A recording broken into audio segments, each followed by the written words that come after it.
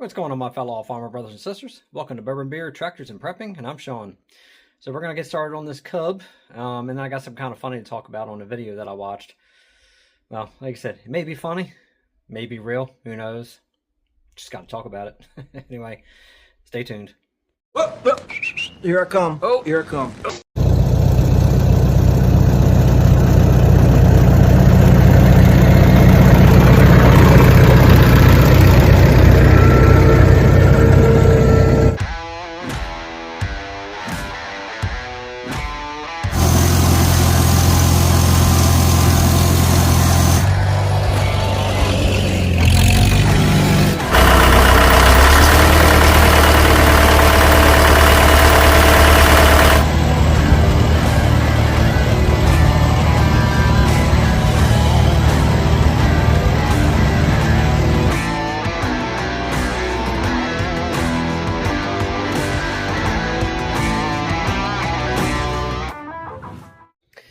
Alright, so I've been watching a lot about this three-eye atlas on the YouTubes. I don't know if any of you guys have watched any of this stuff or not, about the incoming aliens. Again, I'm impartial. I'm 50-50. And until I pretty much see little green Martian men running around with ray guns, I'm not going to believe what they're going to show me on TV and videos and pictures yet, unless we see it for our own eyes, just because with the AI technology, Hollywood, actors jumping on and, you know, they'll say things to make you believe it.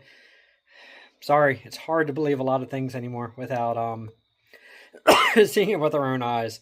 But I just watched a video where they were talking about these echoes and stuff that they were doing off some live streaming, and this one guy is super adamant. He's been shut down. They're shadow banning him. They're stopping him from showing what he's finding and what he's seeing. And he's confirming that he's seeing a ship and he's seeing a fleet. He's seeing all this stuff. And every time he posts a live stream or video, they shut him down. So it's like, while it's hard to believe, I mean, you can't really say that we're the only ones in this whole massive universe. That we're it. I don't believe that. But let's just say something's odd. You know what I mean? About this whole alien thing. But I always think that a lot of times if the government's trying to shut somebody down and don't want them to talk about it, sometimes that crazy old guy in the basement looking at his computers warning people, sometimes he's the one, or I should say the crazy old eccentric guys in the basement are the ones you usually want to listen to. So just saying, just throwing that out there. I don't know if any of you guys have been watching any of this stuff. I'd enjoy hearing some of your feedback if you have and what your thoughts are. But interesting video on that one, the one I just watched. So again, it's, you know, I guess until I see it, it's hard to believe it. It's just kind of odd how, you know, it was passing by Mars, and that's when our government, you know, the NASA images and live streams went down and didn't get any images from it. And I don't know, just the meetings of the leaders and all this different stuff. It's a lot of odd stuff going on, but again, it could be a, you know, smoke and mirror show. We're not going to see anything, but they're going to swear to us they're there. I don't know. We're going to find out. I'll just leave it at that. Leave it alone. Anyway, we're going to start talking about this cubby. So I finally got this thing in here, and we're going to do a compression test on it first, because I got to figure out what the compression is. I already know it's got no compression in it, just because the hard starts that it has, and when it does start, it smokes, you know, like there's no tomorrow. So I know about the compression. I do want to end up pulling the starter out, and I want to spin it around, look at the flywheel, look at the teeth. I want to look at the gears on the starter, because it does do a rapid disengage a lot of times where it feels like it actually grinds or slips. So I just want to see what that looks like. I don't know if it needs a clutch yet. I haven't really driven enough to find out. It don't seem like it, because it didn't seem like when I did have it moving, it was slipping. It does need brakes. The brakes are toast on this thing. So it just needs a few things that I'm going to have to go through. And I'm hoping I can get it all kind of done, wrapped up. Most likely I'll be doing a valve job on it, the whole 9 yards again. And then I'm going to put that snow plow on here and have this thing ready. Unfortunately, the diesel is still giving me a little bit of issue with the injection pump. I'm not sure if it's injection pump or something else. I'm leaning towards the pump just because the tractor ran fine before. I don't know. I'm going to get that sorted out. It'll get fixed. I'll figure it out one way or another. Just sucks that it's always got to be a problem. Just Not a life unless there's a problem, right? Anyway, let me spin this around and show this thing a little bit more detail than what I have. All right, so here she is. Here's the little cow. I can't remember what year it was. It's either 48, 49. I got to look back up the number on it again. But it's between a 48 and a 50. Excuse me. That respiratory infection, I'm still just clearing out. So it's still kind of whooping me a little bit, but it's getting there. So please bear with me with the slight coughing and the clearing the throat. I have no choice, as I say. But all in all, you know, little cub's in pretty decent shape. You know, the tires got their, you know, weather checking and cracking on them and all. And, you know, they actually didn't seem like they were that old a tire. So once I clean them up, you know, I'll throw a little bit of tire shine on them just to kind of rejuvenate them a little bit. But, you know, they got their little bit of cracking. But they got excellent tread on them. So, you know, nothing really wrong with them. Just for what I need, it'll work fine.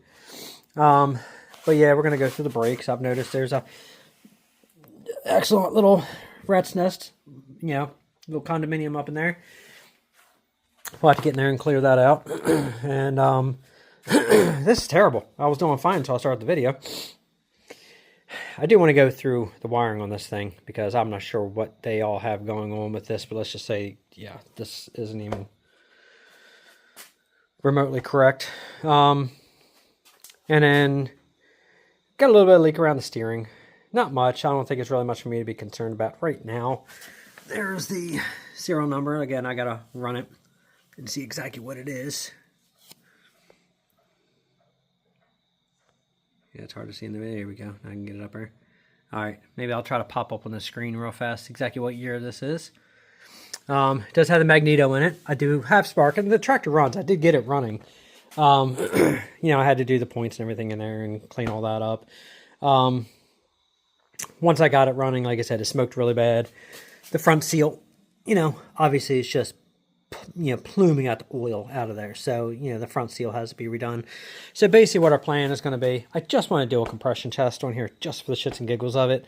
But we're going to end up pulling the hood, and then we're going to end up, obviously, unbolting the front end, rolling that away, supporting everything, and then pulling off the pulley so we can replace that front seal and that front cover.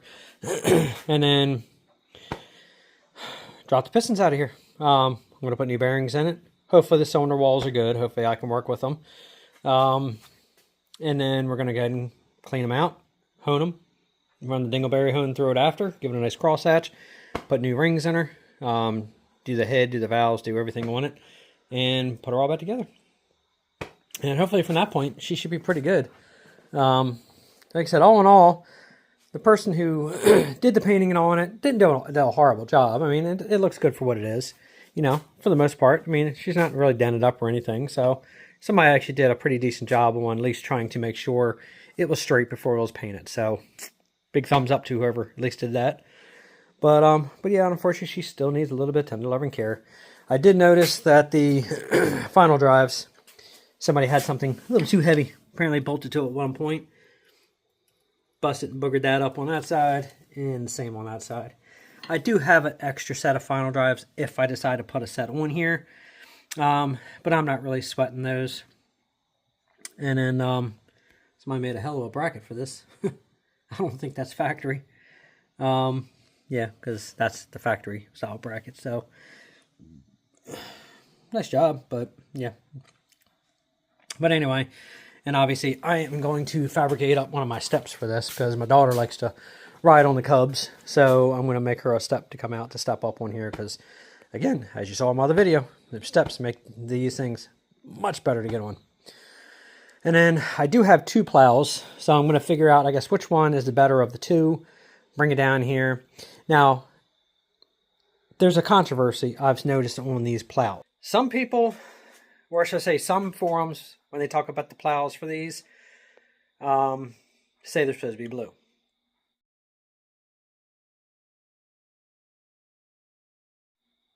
Some say they're supposed to be white.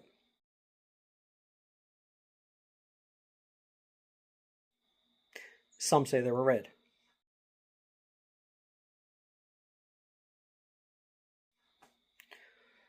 Which is it? Red, white, or blue?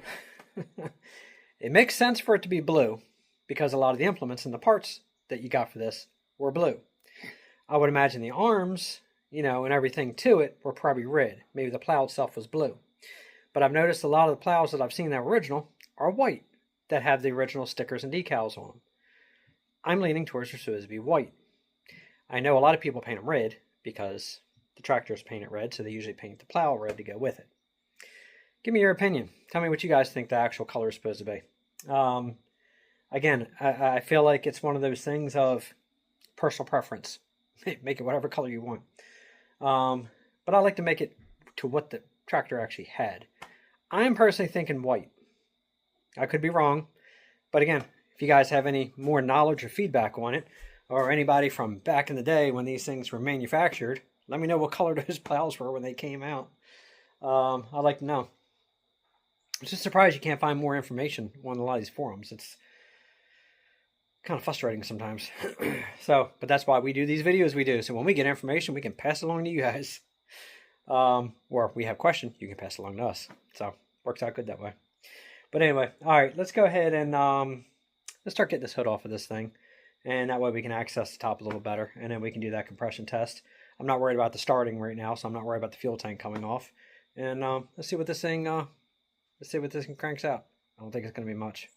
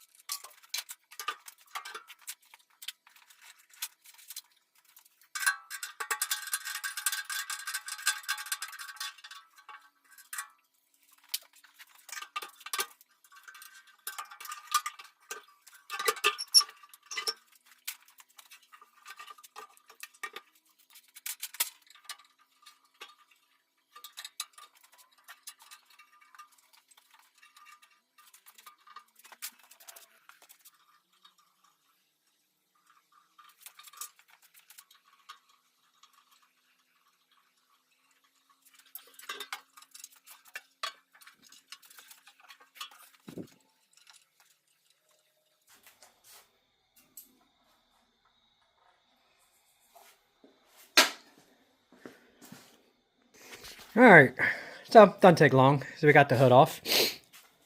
And just got to unhook your headlights. They didn't have the bolts through here like they were supposed to, so obviously we'll put those in. Unhook your fuel and your rear bolts, your straps to hold on your wiring. Pull that, and then you're good to go. So at least now we can access everything. Make it a little easier to see what we got to work with. So I guess next I'm going to go ahead and put the battery in it.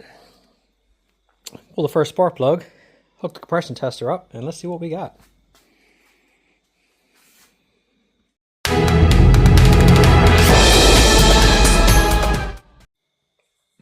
Alright, so my compression tester of many years, I finally replaced this nice new fancy one.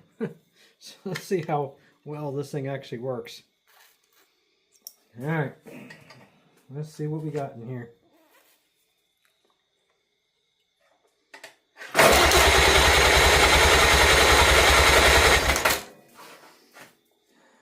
$50, $60, $70, $80, so I got about 80. Now I did notice top of this piston, a lot of oil in there. So 80 is respectable.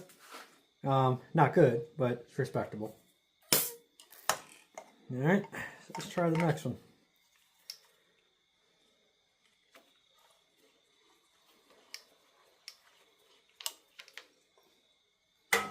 But all that oil soaked on top of there pretty much tells me all I need to know about the rings in here. Not really sure why I'm really bothering hooking these back up. We're taking this apart anyway. But why not?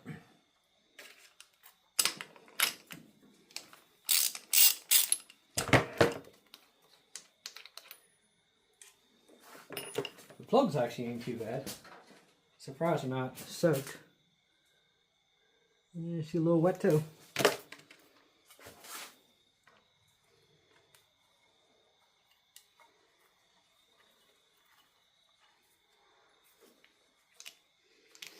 Now obviously you can do this with the hood on. Just makes it easier with the hood off. Alright, so let's see what we got. Yeah, about 80. Same in that one. Pretty consistent so far for those two.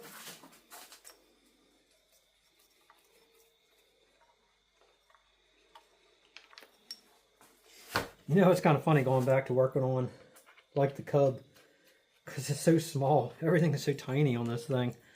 I'm so used to the 450s now. Everything being so big, so massive. You know, tight to work around, everything else. This thing, oh my lord. It's like working on a toy.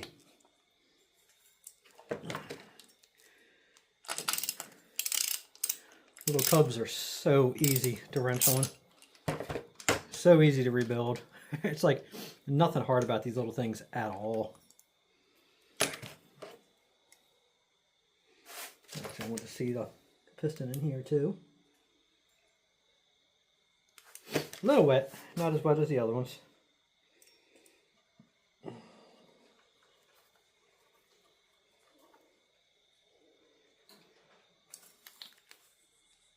Alright, let's see what this one's got. Woohoo! Forgot about the mag. Still puts a little arc out there. Yep. That's about 50, 60, 70, 80. That's about 90 on that one. That's actually not too bad. Don't touch those plug wires though. That was a rookie mistake. Wasn't that strong of an arc though, surprisingly, but it's enough to make you say, woo. Alright, put that back in there.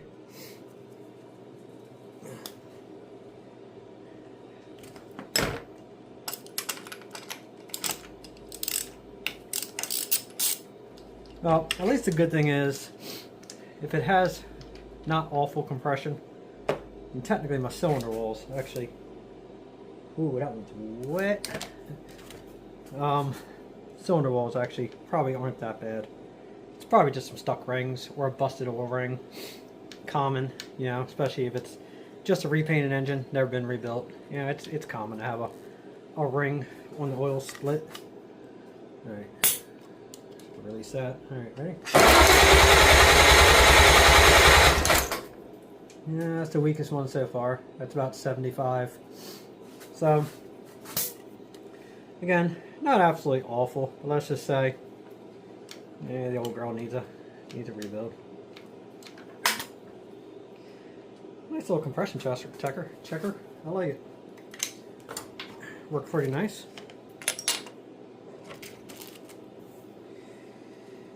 Alright, put this thing back in the case. That's all I need to see. I think I picked this thing off by Amazon as well, and it wasn't that much. They were pretty cheap. I think I paid like 30 bucks or something like that for this compression tester. I'll bring this on over real fast. Show you the part number, just in case anybody wants to look one up when it stops wiggling. But that's what I picked up right there. Yeah, it's upside down, but here's your information. So, not a bad little kit. So it's always good to have.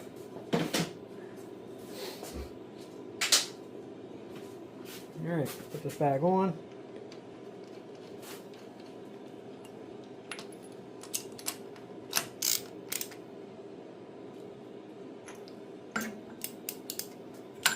I'm going to tighten these up. I might hook up my remote fuel tank and then give this thing a start, if it'll start. Like I said, she has spark. It does run. It just gives you a fit to start. Usually when it gives you a fit to start, that usually means, you know, low compression, but I think I was talking. Did I tighten this down? Good Lord. Alright. So we're pretty good there.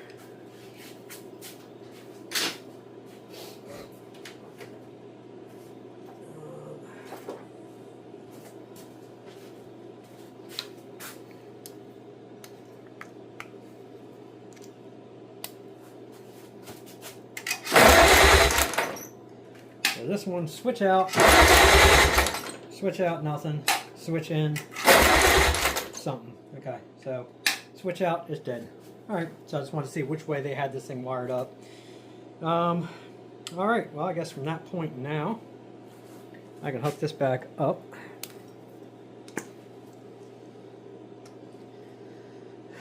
My remote fuel can has got some old gas in it. So I'm going to have to switch that out for some new gas real quick. And then we'll give this thing a whirl. Alright, so let's go ahead and I'm going to have to hit her with a couple shots, usually. That's what it always took. Everything's hooked back up. Fuel is on. Switch is in.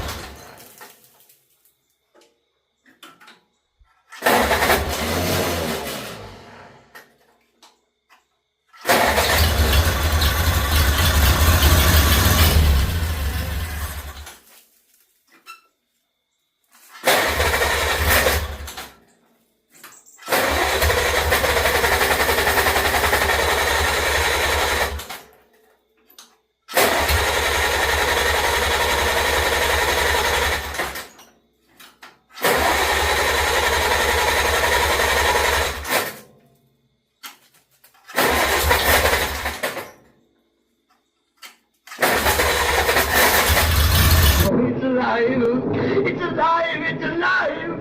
It's alive!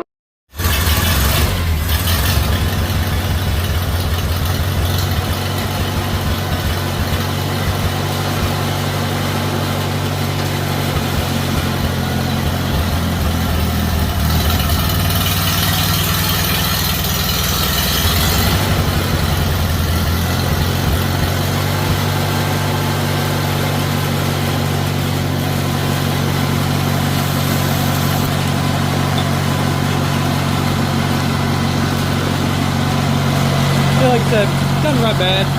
Just smokes. And there's the oil.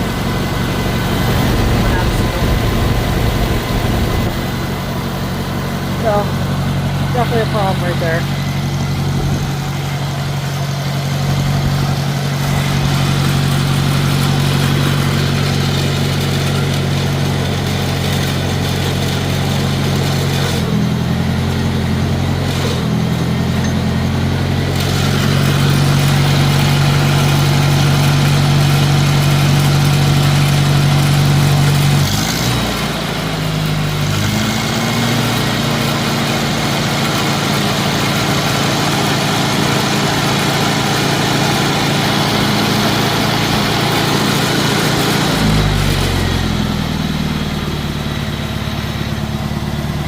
Now that's one of those Chinese carburetors off of Amazon. But the Cubs never seem to have a problem out of those little carburetors.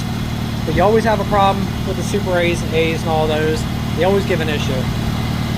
But you can see, she's definitely smoky. And you can see how much oil leaks out of that front seal. And then you can see all the blow-by coming out. So that right there shows we got to do a rebuild on it. But all in all, That's actually the best that this thing has started in a while. Usually it gives me a fit starting. For not having to use any ether, that actually wasn't too bad. Hydraulics work, you know, everything seems to work other than that. But that oil leak, that's pretty bad.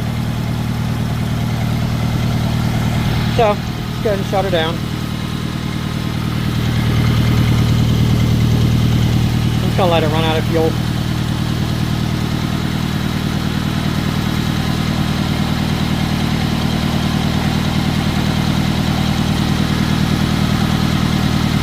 Should be running out soon.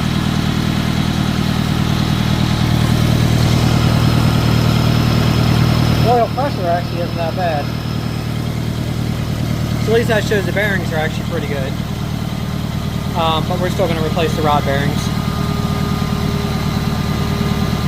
Alright, she's starting to run out.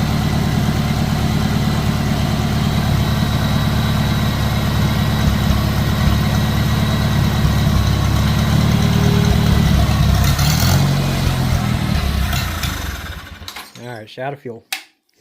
So this is the little remote fuel tank that I picked up. These things actually work pretty nice. So, nice little setup on there. But yeah, she started up pretty good actually that time. Surprising. Like I said, usually this thing gives me a fit. So I'm kind of starting to wonder, when it was giving me a fit before, I'm wondering if there's a little bit of trash in the fuel. The sediment bowl seemed pretty clean, but you know, I'm starting to wonder maybe if that muffler was a little backed up. It could be a bad muffler. That could be a reason why she was choking herself out last time, not wanting to start. But you can see all the carbon buildup inside the pipe. Again, if I decide to replace that for any reason, if I find any cracks, it's a cheap replacement. But that's only if I find something bad. I might go ahead and pull that off. Well, I got to pull it off anyway. But when I pull it off, I might go ahead and Cerakote that. But as you see, she runs pretty good, except for the severe oil leak, which is really, really bad, and the blow-by. So, but at least showing good oil pressure shows me that the, the main bearings are actually pretty good, because it's carrying good oil pressure. But like I said, I'm pulling the pistons anyway, so I'm going to replace the rod bearings as I do it, because it's just cheap insurance to do that. But other than that, we're going to do a rebuild on her. And then once we get the engine done and back together, and then the next one is going to be pulling the final drives and doing the brakes on this thing. And then I'm hoping after that, she should actually be ready to start putting to use. But ooh, it's smoky in here. See how bad she burns oil? You can see off my light and all that blue smoke going out. But blue smoke is good. Blue smoke just means the oil rings. If it was white smoke, it'd be a head gasket. Doesn't really matter. We're rebuilding the engine anyway. So if it was a head gasket, it's coming out anyway. But I'm thinking the next video is we're going to go ahead and start breaking down the front end, getting that off here, get this thing jacked up. The starter actually sounded pretty good this time. Last time it was doing a lot of, usually it's when the timing is off. It'll do a lot of jumping ahead of itself when you're trying to start it. And the starter will actually wind up and still try to go. It didn't do that much this time for some reason. But I did set the timing last time when I tried to get it running. And I think I got the timing obviously right on. But I think bringing that compression all up is going to help a lot. But I am going to go through that fuel tank and make sure that thing's clean inside. And if I got to do a clean out on that, we'll take care of that, clean that up, and pull that sediment bowl while I'm there and just check it. And I might go ahead and add that screen to that sediment bowl to bring that fuel pickup off the bottom of that tank so it's not pulling junk in. But hey, you know what? She ran. So I guess I can do a will it run video on this because it ran. She just smokes. So anyway, so I guess that's going to be it for the video on this cubby. It was a little short one. But at least we finally starting to dig into it. So make sure you guys hit that notification bell, like, subscribe, and share. And then we're going to start tearing into this engine. So thanks for watching.